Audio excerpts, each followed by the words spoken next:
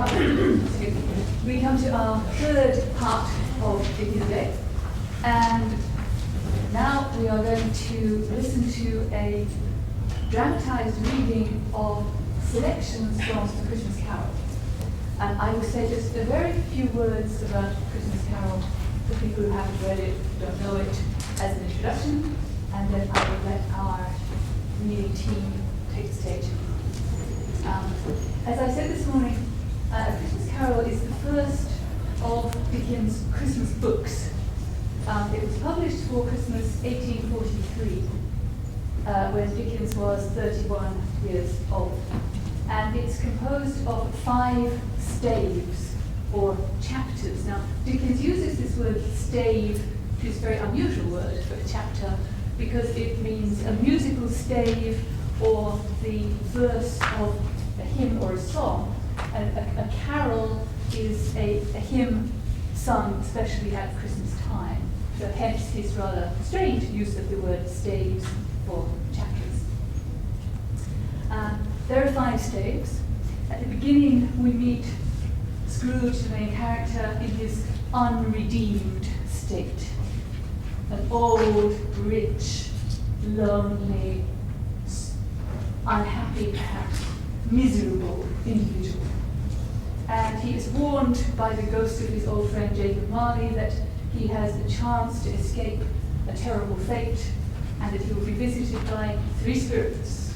The spirits of Christmas past, present, and yet to come. And as we show you selections from these visits of the 3 spirits, you will see Scrooge beginning to learn a lesson, to understand that his way of life is perhaps not what it should be. And by the end, we see a very different man. So, without more ado, A Christmas Carol.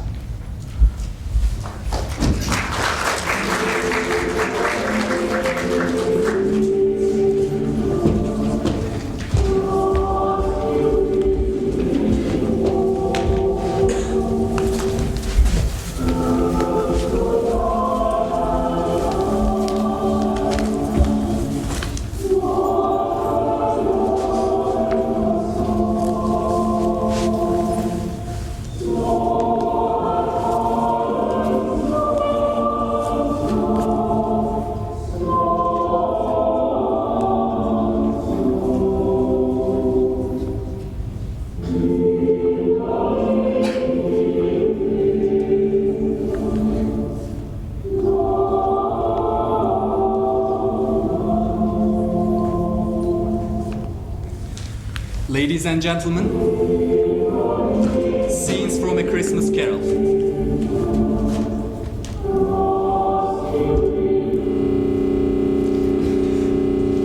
Our stay 1 is named Marley's Ghost. The narrator on Scrooge.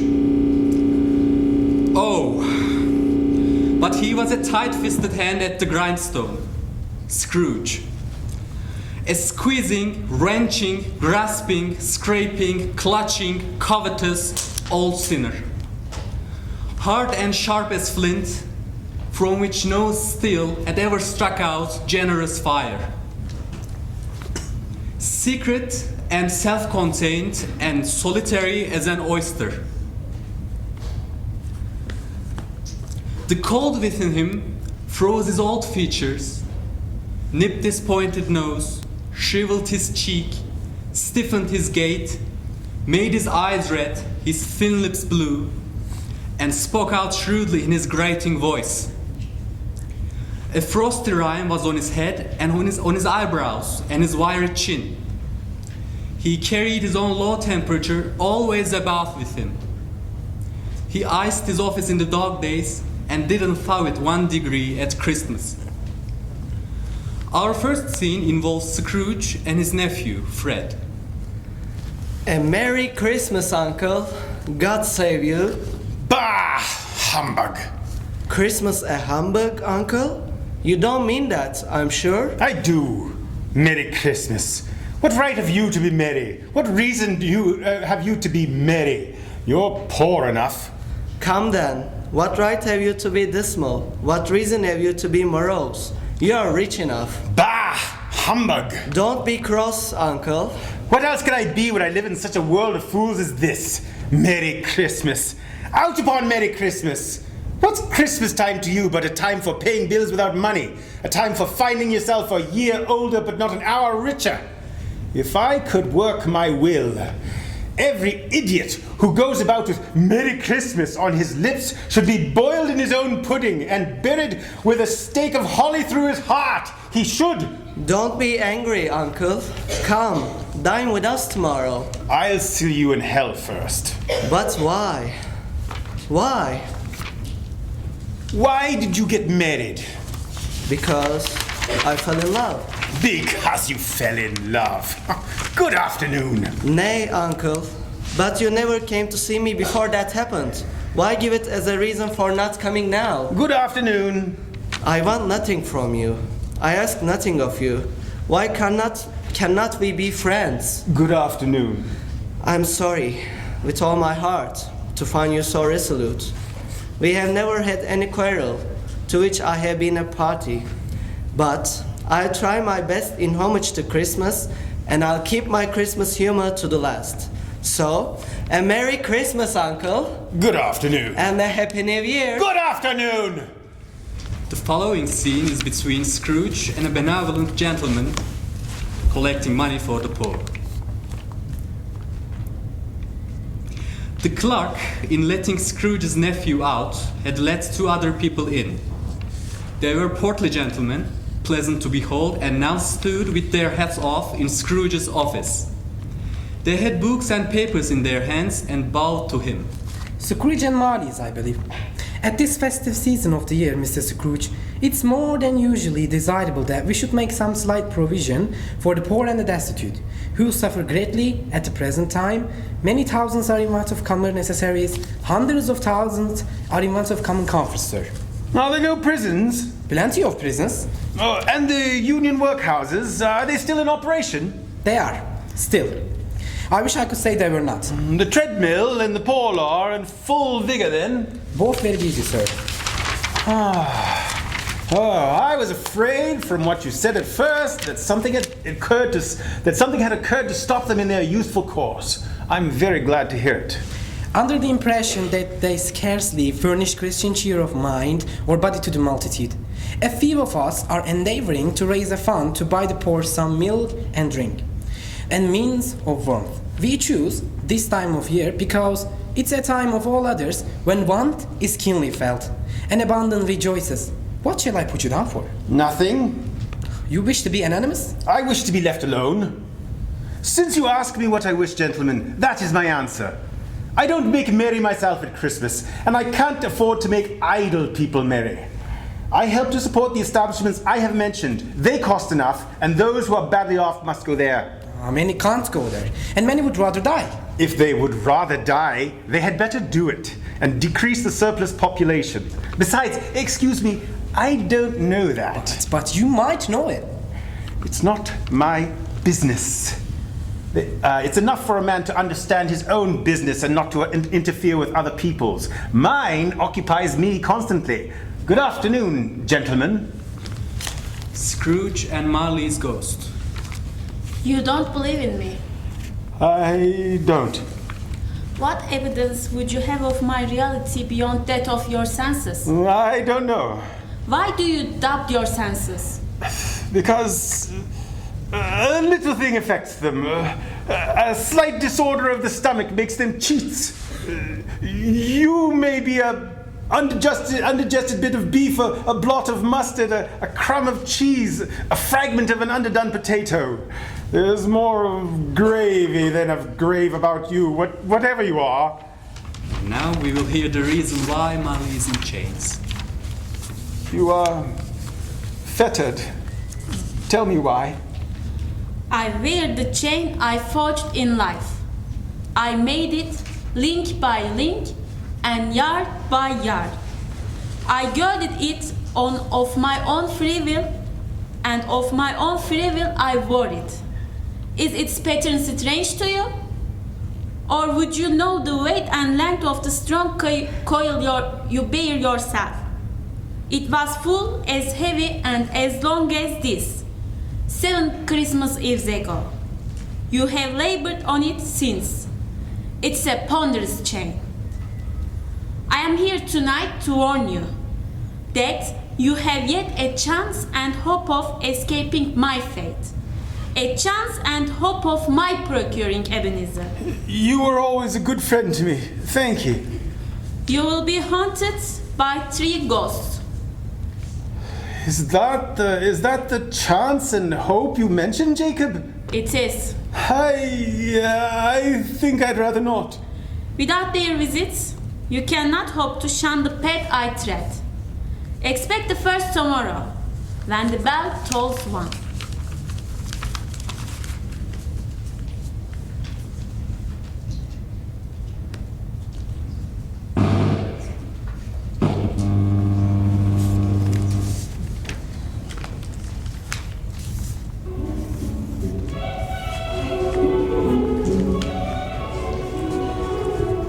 The end of day 1.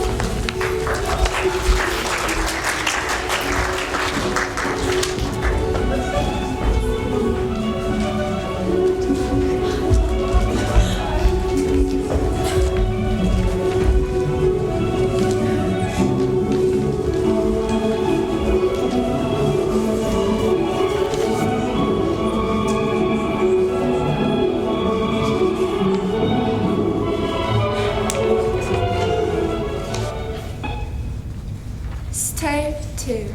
The first of the 3 spirits.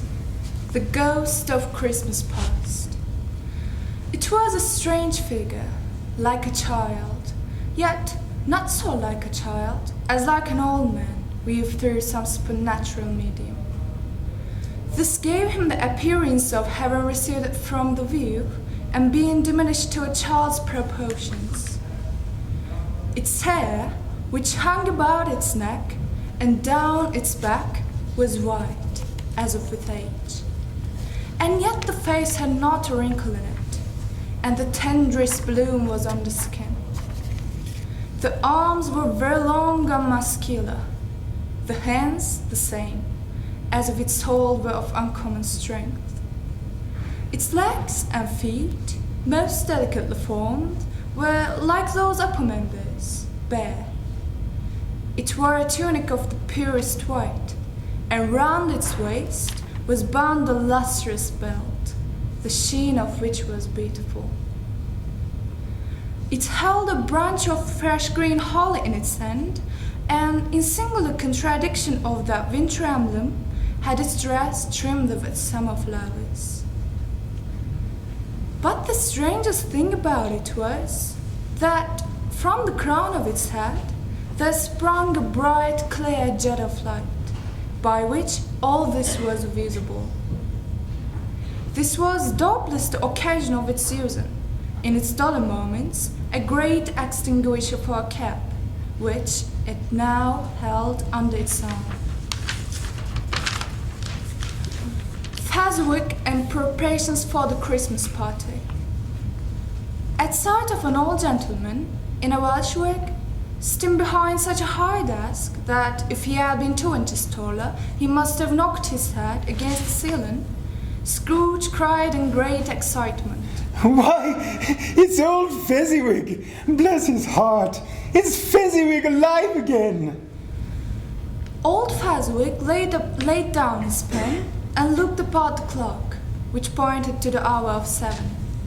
He rubbed his hands, adjusted his capacious waistcoat, laughed all over himself from his shoes to his organ of benevolence, and called out in a comfortable, oily, rich, fat, jovial voice. Yo-ho there! Ebenezer! Dick! Scrooge's former self, now grown a young man, came briskly in, accompanied by his fellow apprentice. Dick Wilkins, to be sure. Bless me, yes. There he is. He was much attached to me, was Dick. Poor Dick. Dear. Yo-ho, my boys! No more work tonight. Christmas Eve, Dick! Christmas, Ebenezer! Let's have the shutters out before a man can say Jack Robinson. The Christmas party. There were more dances, and there were forfeits, and more dances. And there was cake, and there was negus, and there was a great piece of cold roast, and there was a great piece of cold boiled. And there were mince pies, and plenty of beer. But the great effect of the evening came after the roast and the boiled, when the fiddler struck up so ready the cowley. Then old Fezziwig stood out to dance with Mrs. Fezziwig. Topcouple, too, with a good stiff piece of work cut out for them, 3 or 4 and 20 pair of partners, people who were not to be trifled with, people who would dance and had no notion of walking.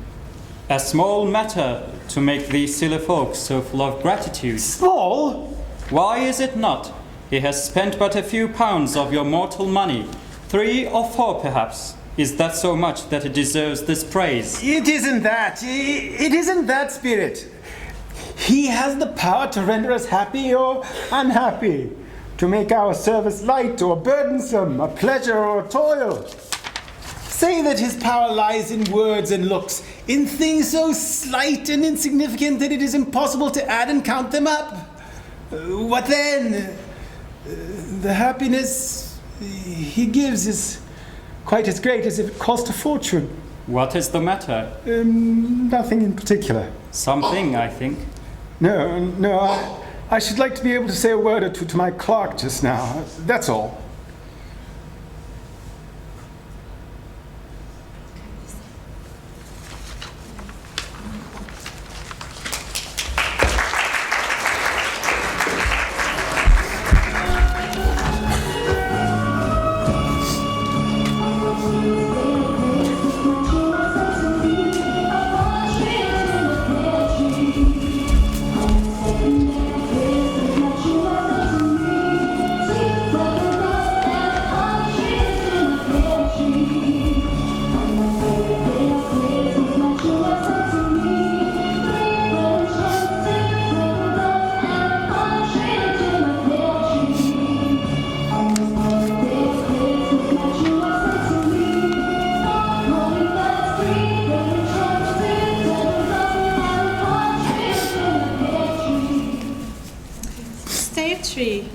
The second of the 3 spirits, the ghost of Christmas present.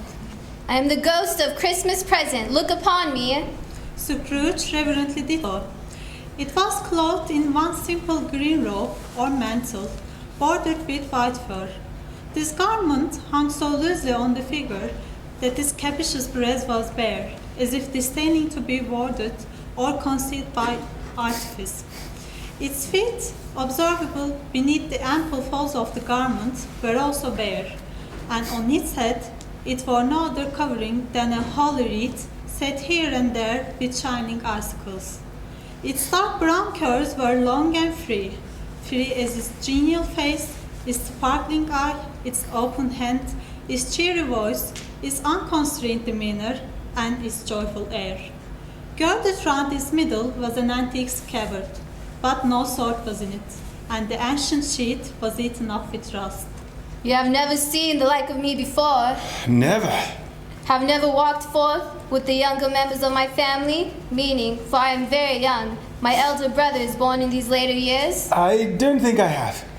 I am afraid I have not. Have you had many brothers, Spirit? More than 1,800. Oh, a tremendous family to provide for. The ghost of Christmas present rose. Spirit, conduct me where you will. I went forth last night on compulsion, and I learnt a lesson which is working now. Tonight, if you have aught to teach me, let me profit by it. And now, the Cratchits and their Christmas pudding. Oh, a wonderful pudding! Bob Cratchit said, and Condy too, that he regarded it as the greatest success achieved by Mrs. Cratchit since their marriage. Mrs. Cratchit said that, now the weight was off her mind, she would confess she had her doubts about the quantity of flour. Everybody had something to say about it, but nobody said or thought it was at all a small pudding for a large family. it would have been flat heresy to do so. Any Cratchit would have blushed to hint at such a thing. At last the dinner was all done, the cloth was cleared, the hearth swept, and the fire made up. The compound in the jug being tasted and considered perfect, apples and oranges were put up on the table, and a shovel full of chestnuts on the fire. Then all the Cratchit family drew round the hearth in what Bob Cratchit called a circle, meaning half a one. And at Bob Cratchit's elbow stood the family display of glass, 2 tumblers and a custard cup without a handle. These held the health stuff from the jug, however, as well as golden goblets would have done, and Bob served it with beaming looks, while the chestnuts on the fire sputtered and cracked noisily. Then Bob proposed, "A Merry Christmas to us all, my dears. God bless us." which all the family re-echoed. God bless us, everyone. Tiny Tim sat very close to his father's side upon his little stool. Bob held his withered little hand in his, as if he loved the child, and wished to keep him by his side, and dreaded that he might be taken from him. Spirit, tell me if Tiny Tim will live. I see a vacant seat in the poor chimney corner, and a crutch without an owner, carefully preserved.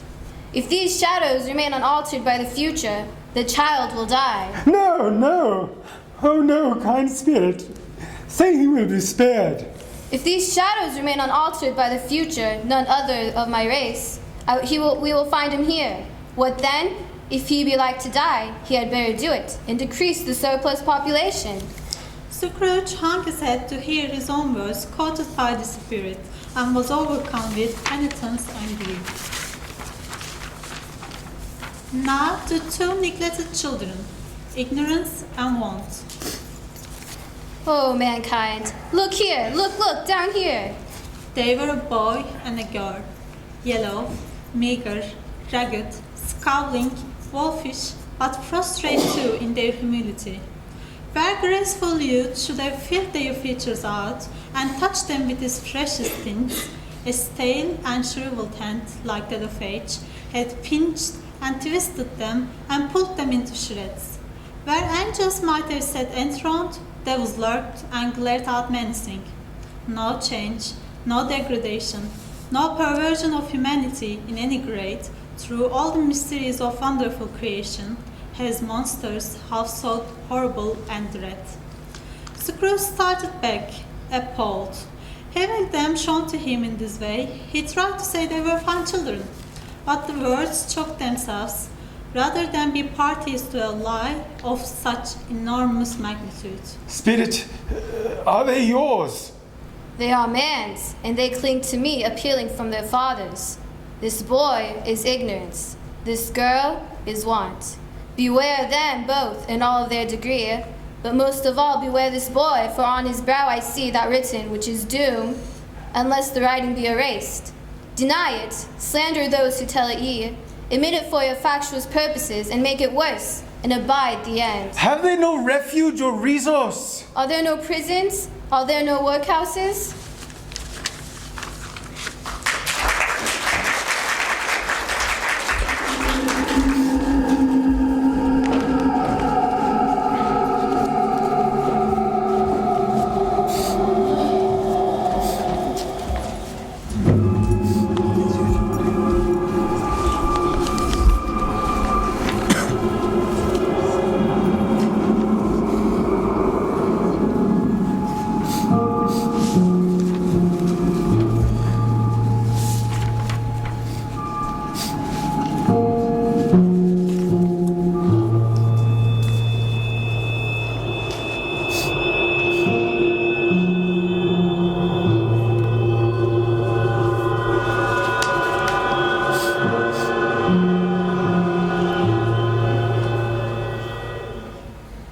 Stave 4, The Last of the Spirits. The Ghost of Christmas Yet to Come.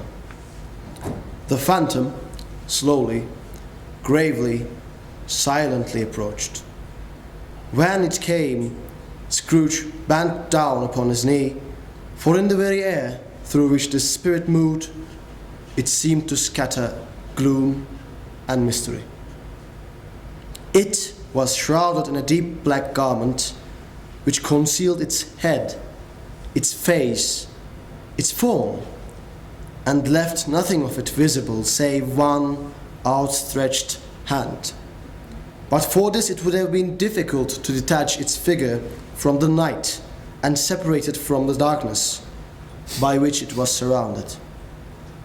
Scrooge felt that it was tall and stately when it came beside him, and that its mysterious presence filled him with solemn dread. He knew no more, for the spirit neither moved nor spoke. You are about to show me shadows of the things that have not happened, but will happen in the time before us. Is that so, Spirit? The upper portion of the garment was contracted for an instant in its folds, as if the spirit had inclined its head. That was the only answer he received. In the graveyard, the spirit stood among the graves and pointed down to one. Scrooge advanced towards it, trembling. The phantom was exactly as it had been, but he dreaded that he saw new meaning in its solemn shape. Scrooge crept towards it, trembling as he went, and, following the finger, read upon the stone of the neglected grave his own name, Ebenezer Scrooge. Am I that dead man who lay upon the bed? The finger pointed from the grave to him, and then back again. No, Spirit. Oh, no, no. The finger was still there. Spirit, hear me. I am not the man I was. I will not be the man I must have been but for this intercourse. Why show me this if I am past all hope? For the first time, the hand appeared to shake. Good Spirit, your nature intercedes for me and pities me. Assure me that I may yet change these shadows that you have shown me by an altered life. The kind hand trembled. I will honor Christmas in my heart and try to keep it all the year. I will live in the past, the present, and the future. The spirits of all three shall strive within me. I will not shut out the lessons that they teach. Oh, tell me that I may sponge away the writing on the stone. Holding up his hands in a last prayer to have his fate reversed, he saw an alteration in the phantom's hood and dress. It shrunk, collapsed, and dwindled down into a bedpost.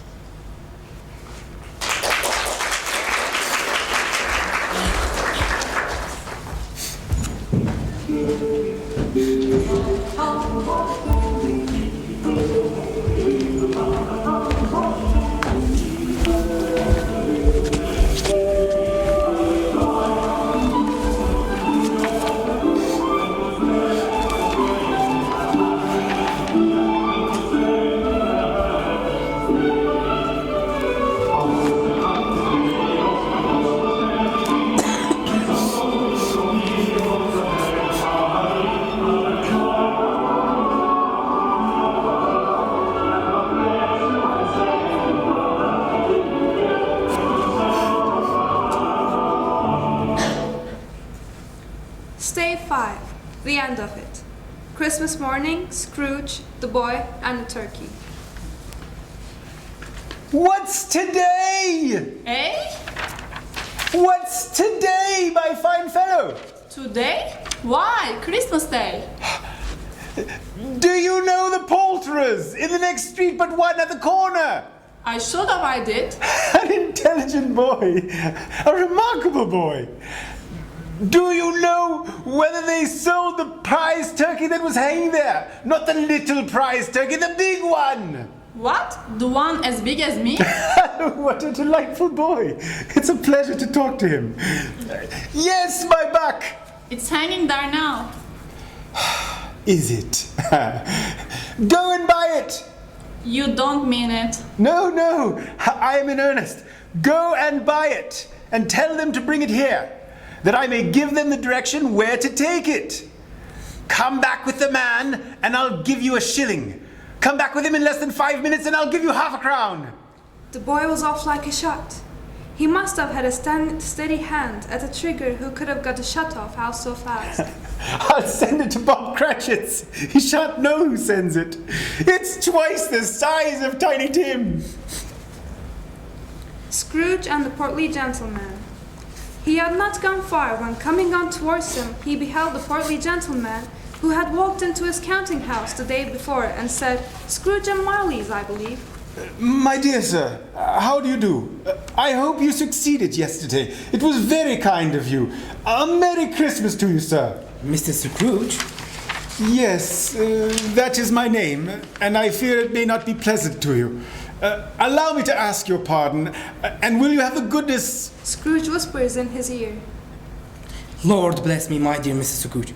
Are you serious? If you please, not a farthing less. A great many back payments are included in it, I assure you. Will you do me that favor? My dear sir, I don't know what to say to such magnificence. Don't say anything, please. Come and see me. Will you come and see me? I will. Thank you. I am much obliged to you. I thank you 50 times. Bless you. Scrooge and Bob Cratchit the day after Christmas Day. But Scrooge was early at the office next morning. Oh, he was early there. If he could only be there first and catch Bob Cratchit coming late, that was what was the thing he had set his heart upon. And he did it. Yes, he did. The clock struck 9, no Bob. The quarter past, no Bob. He was full 18 minutes and a half behind his time. Scrooge sat with his door wide open that he might see him come into the tank. Hello. What do you mean by coming here at this time of day? I am very sorry, sir. I am behind my time. You are? Yes, I think you are. Step this way, sir, if you please. It is only once a year, sir. It shall not be repeated. I was making rather merry yesterday, sir. Now, I'll tell you what, my friend. I am not going to stand this sort of thing any longer. And therefore, I am about to raise your salary. Bob trembled and got a little nearer to the ruler. He had a momentary idea of knocking Scrooge down with it, holding him, and calling to the people in the court for help and a straight waistcoat. A Merry Christmas, Bob. A merrier Christmas, Bob, my good fellow, than I have given you for many a year. I'll raise your salary and endeavor to assist your struggling family. And we will discuss your affairs this very afternoon over a Christmas bowl of smoking bishop, Bob. Make up the fires and buy another coal scuttle before you dot another I, Bob Cratchit. Final words. Scrooge was better than his word. He did it all, and infinitely more. And to Tiny Tim, who did not die, he was a second father. He became as good a friend, as good a master, and as good a man as the good old city knew, or any other good old city, town, or borough in the good old world. Some people laughed to see the alteration in him, but he let them laugh, and little heeded them, for he was wise enough to know that nothing ever happened on this globe for good, at which some people did not have their fill of laughter in the outset. And knowing that such as these will be blind anyway, he thought it quite as well that they should wrinkle up their eyes in grins, as have the melody in less attractive forms. His own heart laughed, and that was quite enough for him. He had no further intercourse with spirits, but lived upon the total abstinence principle ever afterwards, and it was always said of him that he knew how to keep Christmas well, if any man alive possessed the knowledge. May that be truly said of us, and all of us. And so, as Tiny Tim observed, God bless us, everyone.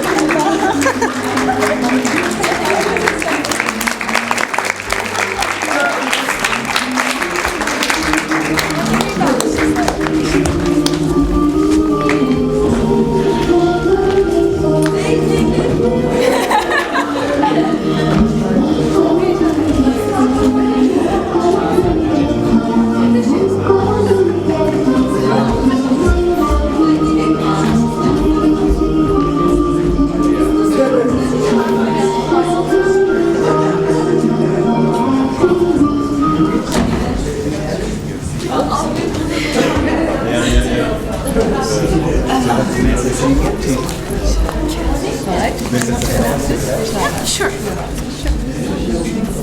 Dear guests, I'd like to give small gifts to our students for their vigor, for their hard work. They worked hard on this project, so I hope you'll enjoy it. Please come to the stage once again.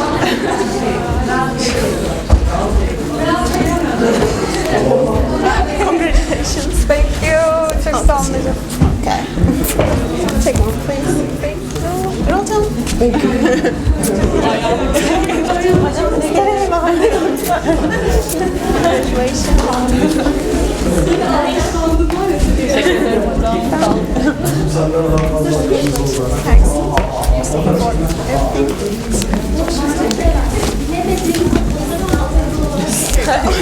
Yo!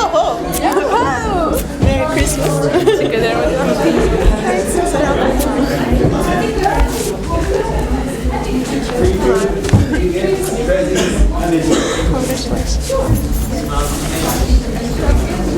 Here you go.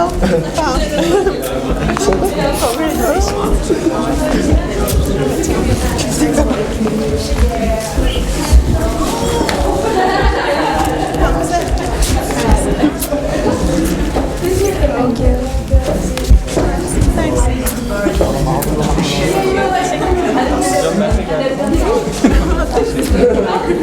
you go. Almasın sana.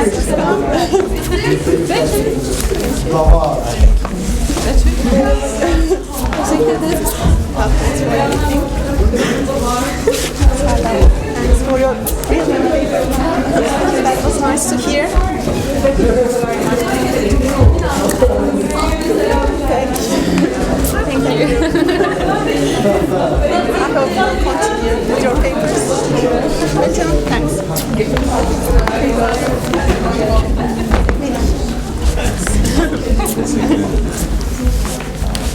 Val said I can be honorarily a student. And the Is red that? one.